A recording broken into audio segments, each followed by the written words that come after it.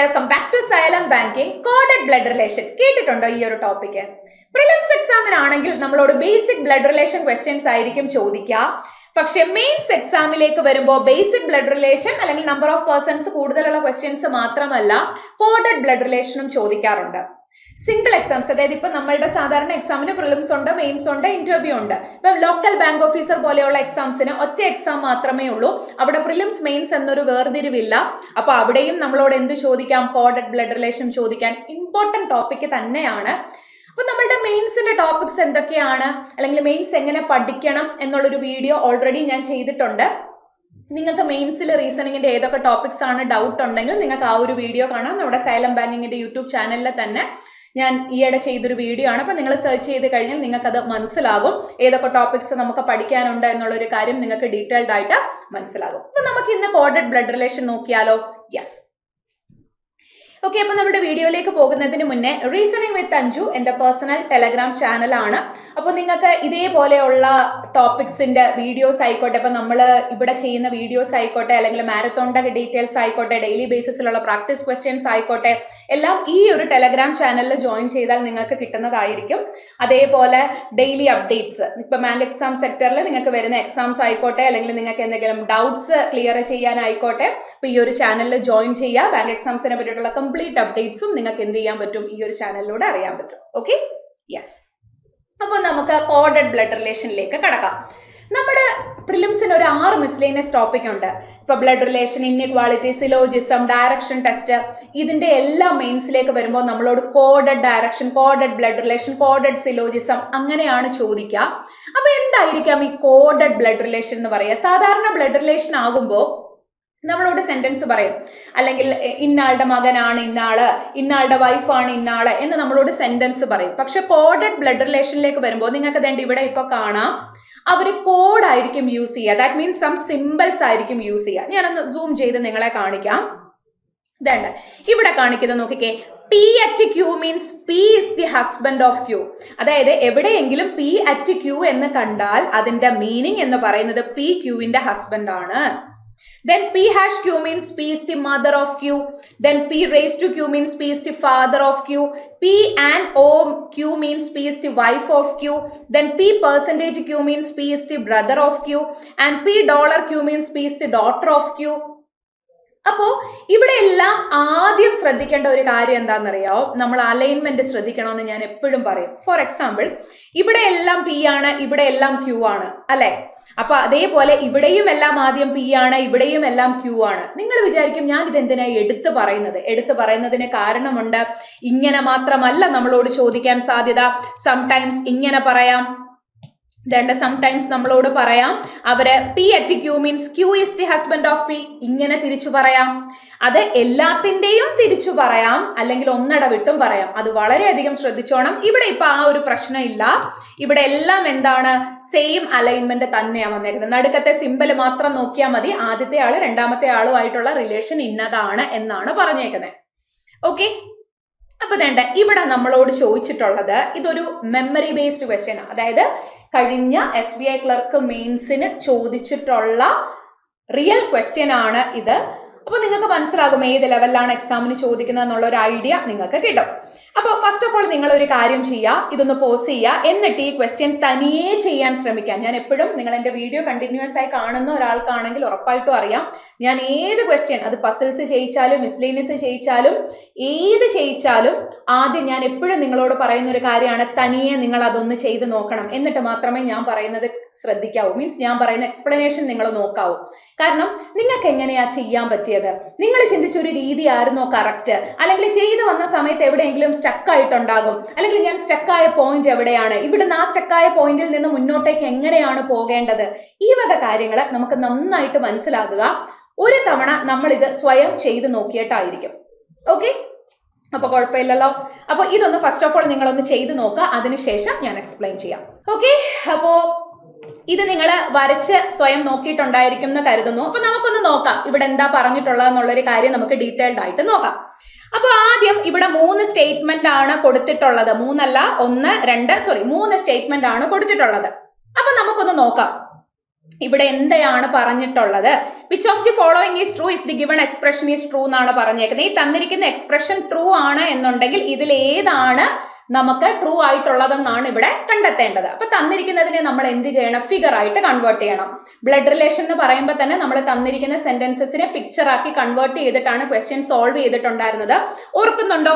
നമ്മൾ മെയിൽ ആണ് എന്നുണ്ടെങ്കിൽ ട്രയാങ്കിൾ സിമ്പിളും, ഫീമെയിൽ ആണെങ്കിൽ നമ്മൾ സർക്കിൾ സിമ്പിളും, ഇവര് കപ്പിൾസ് ആണെന്നുണ്ടെങ്കിൽ double horizontal line, next generation ആണെന്നുണ്ടെങ്കിൽ സിംഗിൾ വെർട്ടിക്കൽ ലൈൻ, അതേപോലെ തന്നെ സിബ്ലിംഗ് ആണ് എന്നുണ്ടെങ്കിൽ സിംഗിൾ ഹൊറിസോണ്ടൽ ലൈൻ.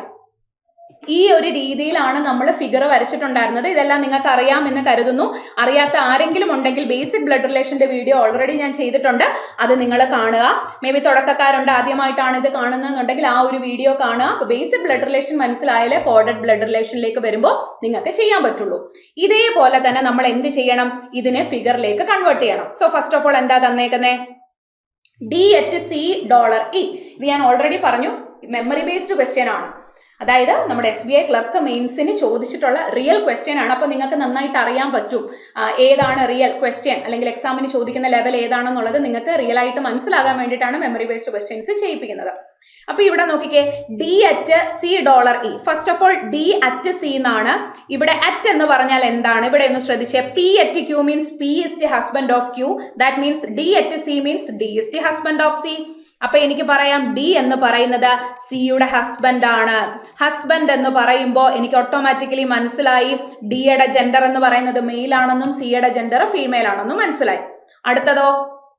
അടുത്തത് ബാക്കി പറഞ്ഞേക്കുന്ന $C എന്നാണ്. അപ്പൊ ഇവിടെ ഡോളർ എന്താണ്? ഇവിടെ നോക്കിക്കേണ്ട, ഇതാണ് dollar. P$Q means P is the daughter of Q.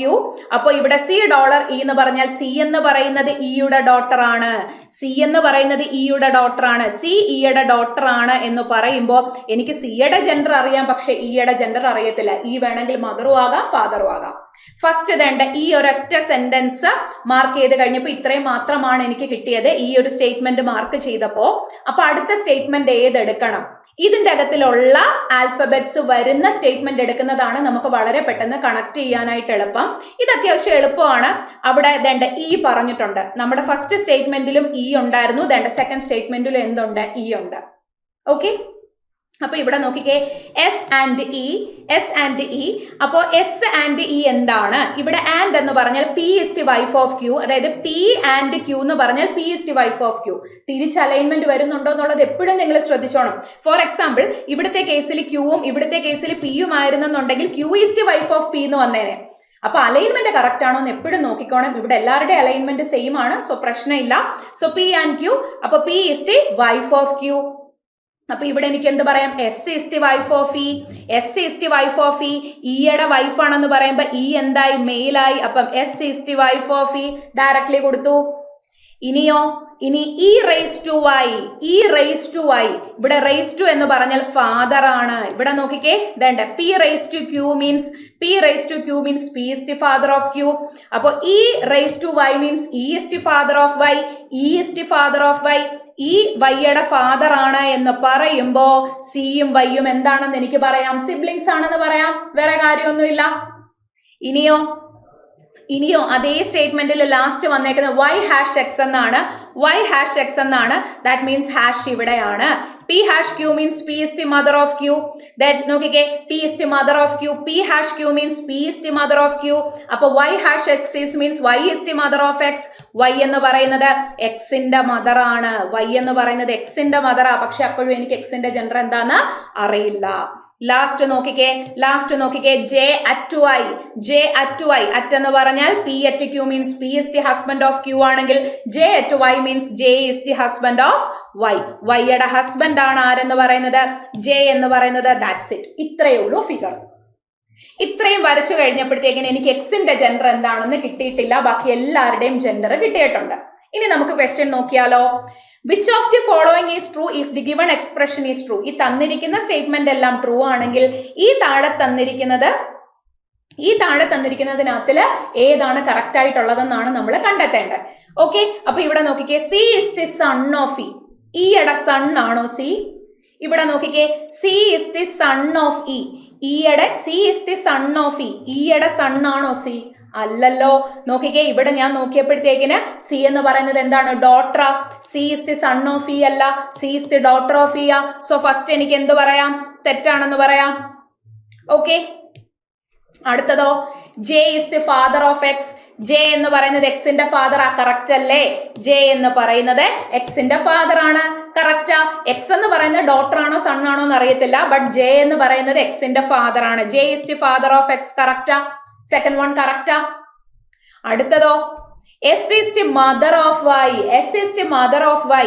S എന്ന് പറയുന്നത് വൈയുടെ മദർ ആണ്, കറക്റ്റ് അല്ലേ? വൈയുടെ സിബ്ലിംഗ് സി, ഇതേണ്ട സിയുടെയും വൈയുടെയും കൂടെ അമ്മയാണ് S. So S is the mother of Y 100% പറയാം. ഇപ്പൊ എനിക്ക് 2ഉം കറക്റ്റ് ആണെന്ന് കിട്ടി, 3ഉം കറക്റ്റ് ആണെന്ന് കിട്ടി. ഒരു ഓപ്ഷനും കൂടെ ഉണ്ട്, 4. Y is the brother of C. Y is the brother of C. ഇങ്ങോട്ട് നോക്കിക്കേ, സിയുടെ ബ്രദർ ആണോ? അല്ലല്ലോ, സിസ്റ്റർ അല്ലേ? സോ നാലാമത്തേത് എനിക്ക് എന്ത് പറയാം? തെറ്റാണെന്ന് പറയാം. സോ 2ഉം 3ഉം മാത്രമാണ്. ഇവിടെ 2ഉം 3ഉം എന്ന് പറയുമ്പോൾ option D is the right answer. That's it. ഇത്രയേ ഉള്ളൂ കാര്യം.